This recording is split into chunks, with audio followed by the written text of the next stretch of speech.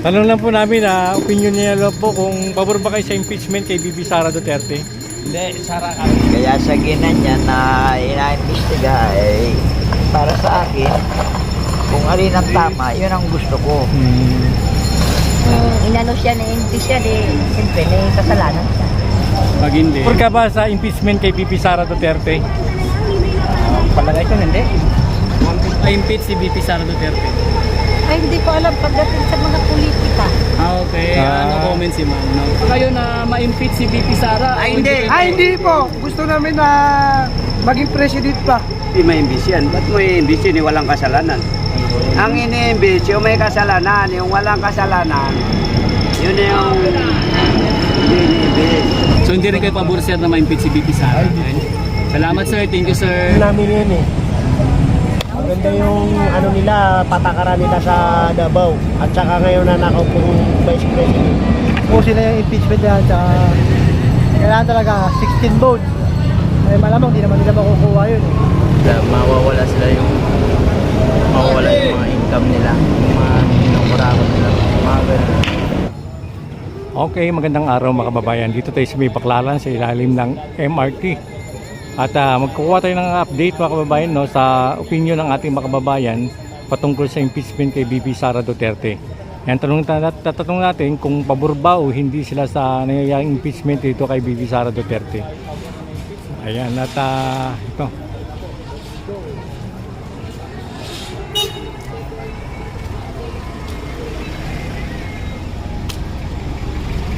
Sir, pwede mag-kalye survey lang kami? Opinion lang, hindi kami ng opinion.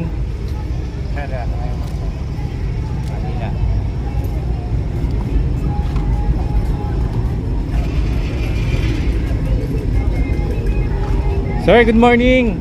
Opinion lang sir, kalye survey kami. Tanong lang kami kung pabor ba kayo sa impeachment kay Bibi Sara Duterte? Nakakami alam dyan, hindi na ako nanonood ng mga balita. No comment sir, no comment. Kayo sir? Salamat po sir. Thank you po.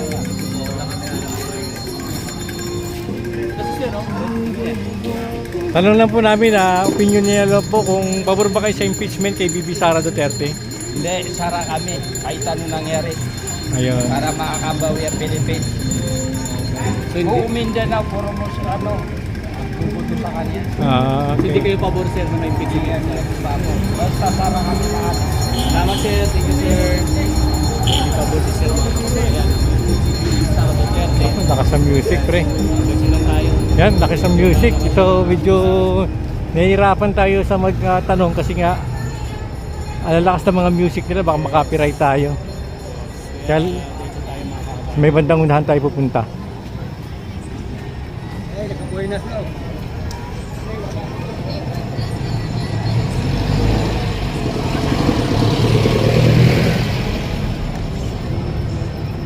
Sir, pwede kalye survey lang po kami.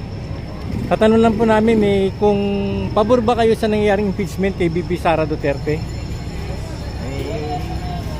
Ay ako, talagang kung ano talaga, wala tayong magagawa. Kung talagang, kaya sa ginanya na ina-imbestiga para sa akin, kung alin ang tama, yun ang gusto ko. Talagang totoo na siya nagkamali, pabor. Pero pag hindi naman, bala na ang pamahala ng umpisa. So para nasa gitna lang kayo sir. Nasa gitna lang po lagi ako. Total naman, kami wala rin magagawa. Kami nakikinig lang, nanonood lang kami ng TV. Sabi ko, ang katotohanan balang araw ang lalabas din yan. Nakasabay ba siya ngayon sa kaganapan sir? Ganun lang po. Thank you sir, salamat sir. Salamat po.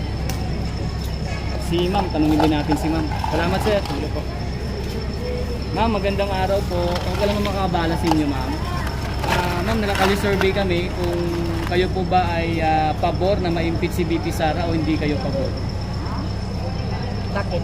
Na ano ba? Wala naman kami problema kahit saan kami. Saan. Sino ba nag-i-impeach sa kanya? Yung sa Senado. Senado? Ah. Itong inano siya na impeach siya, siyempre may kasalanan siya. Pag hindi, Pag hindi naman kami. so parang nasa gitna lang din kayo, ma'am. Nasa gitna lang din kami kasi wala naman kami pinapapaboran na Opo. kung saan ang maganda, doon kami. Thank you, ma'am. Salamat po, ma'am. Thank you po sa opinion. Okay. Diretso tayo, mga kababayan. Salamat, sir. Salamat, sir. Sir, okay mo mapag-ayos service, sir. Kayo po ba, sir, ay pabor na ma-impeach si VP Sara o hindi kayo pabor? Oo. Pabor kayo, sir? Hindi kayo pabor, sir, na ma-impeach si VP Sara. Bakit sir? Bakit, sir? Ano bang ano? Kung ma-impeach siya, ibig sabihin matanggal siya bilang Vice President. Hindi matatanggal yan. Malakas yan eh. So hindi pabor si sir, mga kababayan. Salamat, sir. Thank you, sir. Thank you, sir. Okay.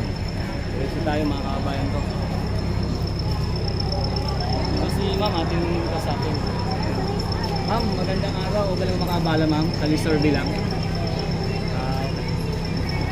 Thank you. And diretso tayo, mga kababayan. Kali-survey lang po. Ito to. Kakilala ko to eh. Tingnan natin yung mga walang nagawa. Oy, Kakalye survey. Kalye survey. Ano gusto mo bang tanungin ka namin? Kalye survey, tanong lang namin. Pabor ka ba na ma-impeach si VP Sara Duterte? ano? Pabor ka ba sa impeachment kay VP Sara Duterte? Palagay ko hindi. Okay lang. Bakit?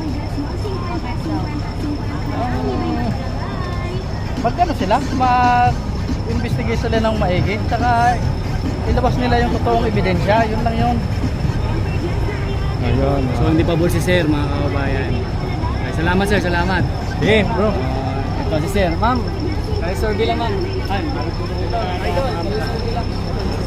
Idol, kali-survey lang kami kung ikaw ba ay pabor na ma-impeach si VP Sara o hindi. Wala akong kinalaman yun. No comment, no comment. Okay, salamat, sir. Salamat. Ito si sir.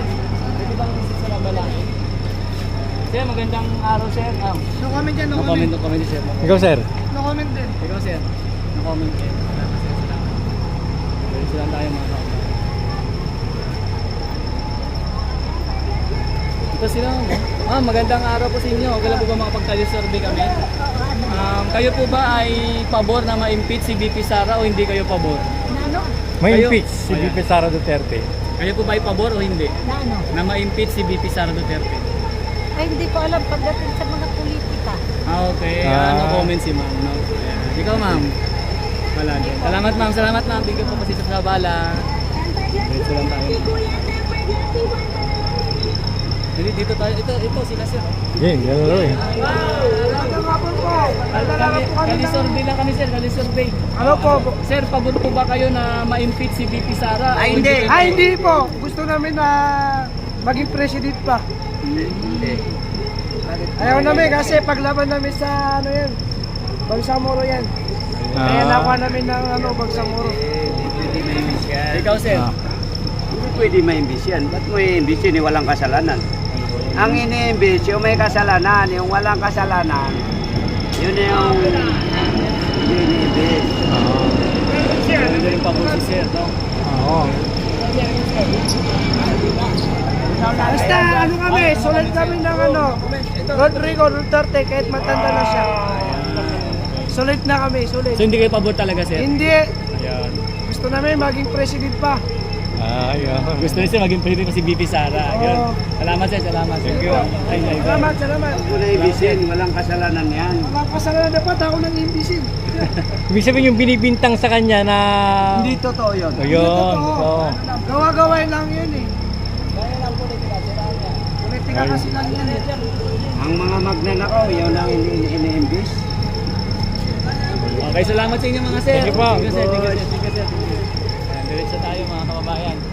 Dito. Sir, magandang araw sa inyo. Sir, magandang araw po. Makaabala po sa inyo, sir. Okay lang po ba? Ayan. Sir, ayan. Sir, ito. Sa tayo dito.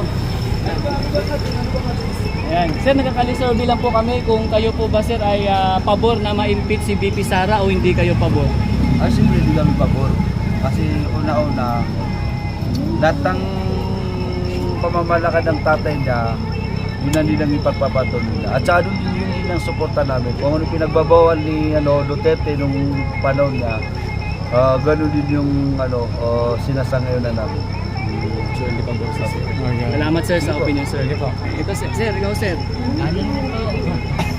Ganon din po kung anong pamamaraan ni Duterte, hindi nang ano. So hindi rin kayo pabor sir na ma-impeach si VP Sara. Ayan. Salamat sir, thank you sir.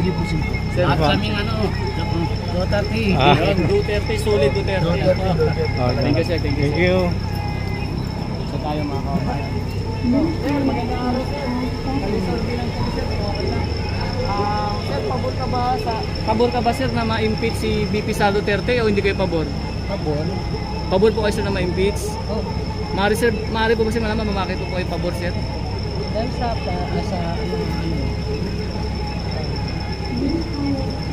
ano ba yung issue niya? So, Wala namang kwenta kasi si Sara. so pabor si sir na ma-impeach si VP Sara.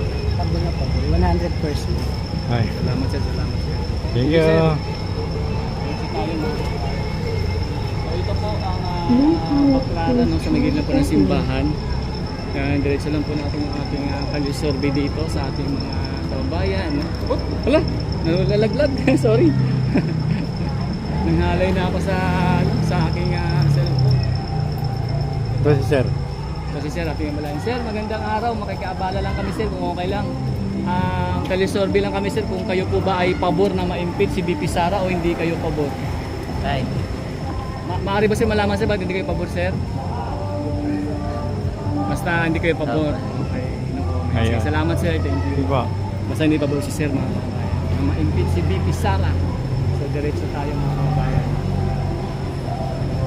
Ito, sila sir. Oo. Sa music naman yan. Lakas ng sounds, no? Basta lang talaga mga Wala, wala. Basta talaga, mamaya na boy. Basta talaga mga kababayan. Ito sila, mamaya sir. Ay, yung sounds lang, no? Oo. Sa music. Diretso lang tayo mga kababayan. So medyo malakas lang po ang sounds kaya ating pong iniiwasan mga kababayan. So dito nga po sa ating wala na tanong-tanong sa may baklaran ating Kalis Survey sa ating pong YouTube channel. Kaya po tayo umiiwas lang po dahil malakas po talaga yung music. Madaming karinigan. So lang po tayo. Ito medyo wala na pre Oo. Tanungin natin sila sir ito. Oo. Sir, magandang araw. Ito lang mga kabala, kalisurvey lang. Kung kayo ba ay pabor na ma-impeach si VP Sara o hindi kayo pabor? Sir, wag na po ako. Okay na. Salamat sir, salamat sir. Sir. Ito, sila sir. Ano natin? Sir, magandang araw sir. Pwede ba makabala sir? Pass. Sir, salamat po. Ito. Sir, magandang abala po. Makiabala kami sir. Kailang kalisurvey lang po kami. Kung kayo po ba sir ay pabor na ma-impeach si VP Sara o hindi kayo pabor? Ay, hindi kami pabor. Hindi kami pabor kasi idol namin yan eh. Maganda yung ano nila, patakaran nila sa Davao. At saka ngayon na nakaupong Vice President. So, hindi kayo pabor sir. Ikaw ma'am. Sara Duterte. Yan ang idol namin sa Mindanao. Yan ang presidente namin. Oo, presidente Halimbawa, namin. matuloy yung eleksyon. Oo. Yun. Ibubuto namin siya. Ay sa Mindanao na ano ko sa mga kamag-anak ko, nabutuan ni Sara Duterte. Nakita naman natin yung ginawa ng tatay niya, di ba? Oo. Nakita niya lahat ng sumusunod sa gobyerno, nakasunod. Itong panahon ng itong Marcos, walang nangyari sa Pilipinas. Nabaon tayo sa utang. So yan. So hindi sila pabor mga kabayan na ma-impeach si VP Sara. Salamat sa inyo ma'am sir. Thank you po. Thank you po. Salamat po. Ayan. Sir, sir. Ayan, diretso tayo mga kabayan ko sa ating Kalis Survey. Ito, tanong natin ito. Ito, pre. Sir, opinion lang sir, kalye survey kami. Pabor ba kayo sir na ma-impeach si Bibi Sara Duterte? Ay, hindi. Wala naman talaga siyang kasalanan eh. Di ba nilabas na nga sa COA, na-clear yung ano niya. Yung sinasabi nilang yung Confidential fund yung... confidential fund. Na-audit naman ng COA nung maayos yun eh. Kaya dapat hindi na ano, tapusin na yung impeachment yan. Tsaka kailangan talaga 16 votes. Eh malamang hindi naman nila makukuha yun eh. Ayun, mananay pa rin si Sara. So, Duterte, hindi- Duterte. So hindi Solid po pa si rin. sir na ma-impeach si VP Sara. Oo. Hindi talaga may impeach yun. Kaya tigilan na nila yun. Impeachment. Oo. Sige, Premier. Okay, sir. Salamat sir. Thank you sir. Thank you sir. Salamat Sige po. sir. So hindi si sir naniniwala sa mga Ah. ano kay VP Sara. Salamat sir. Thank you, sir. Yung mga bintang sa kanila, sa Mga kanya. bintang, wala naman talagang ano eh. Wala naman silang malakas sa pro-web eh. Kumbaga parang katang isip lang nila yung ano lang nila yung gawa-gawa lang eh. Antayin na lang nila yung ano, 2028. Yung Duterte na talaga. Yung talagang ano, eleksyon sa eleksyon. Oo. Sabi Kung sa- ayaw, kung kaya nilang talunin si Duterte sa 2020, antayin na lang nila yung eleksyon. Oo. Duterte pa rin kami. Salamat sir. Thank you sir. Thank you, thank you. Sige sir. Diretso tayo mga kabayan. Sabi nga ni sir, antayin na nila ang 2028. Oo. At Duterte pa rin sir.